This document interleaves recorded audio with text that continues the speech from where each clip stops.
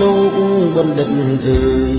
លោកឮហើយសូមជួយប្រាប់ខ្ញុំទឹកភ្នែករាស្រែកទួញយំសូមកុំអោយលោកទៅណារៀងឈឺចាប់ណាំង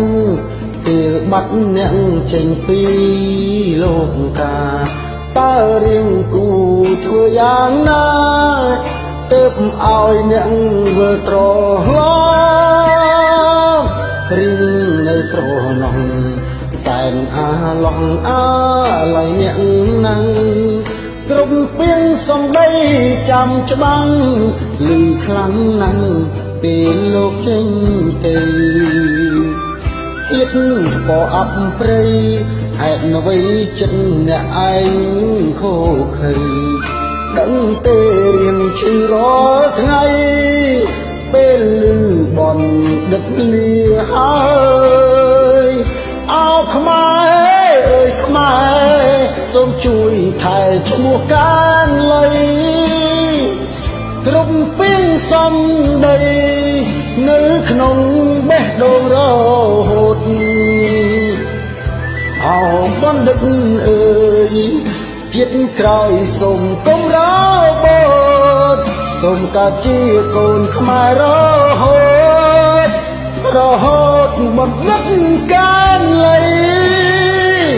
ជូតទឹកភ្នែកហើយបន្តដំណើរឆ្ពោះទៅមុខកូនខ្មែរត្រូវចងចាំទុកនៅថ្ងៃមុខយើងត្រូវតស៊ូយើងជាកូនខ្មែរត្រូវថែឈ្មោះឲ្យបានយូរឈ្មោះល្បីល្បាញនោះគឺពីរៈ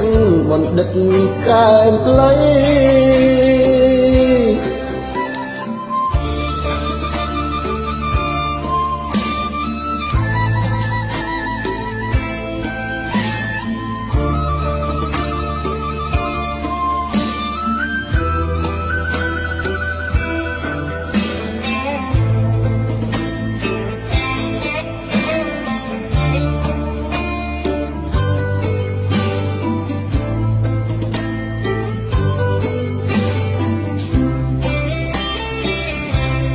ខ្មែ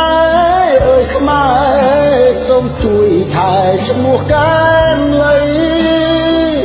ក្រុមពីងសំដីនៅក្នុងបេះដូងរហូតអោបណ្ឌិតអើយជាតិក្រោយសូមកុំរបូតសូមកើតជាកូនខ្មែររហូតបណ្ឌិតកានលៃជូតទឹកភ្នែកហើយបន្ត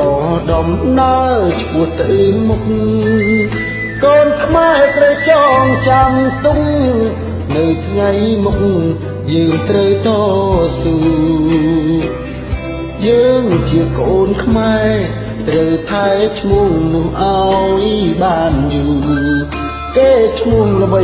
ល្បាញនោះគឺពីរៈបណ្ឌិតកែមលៃ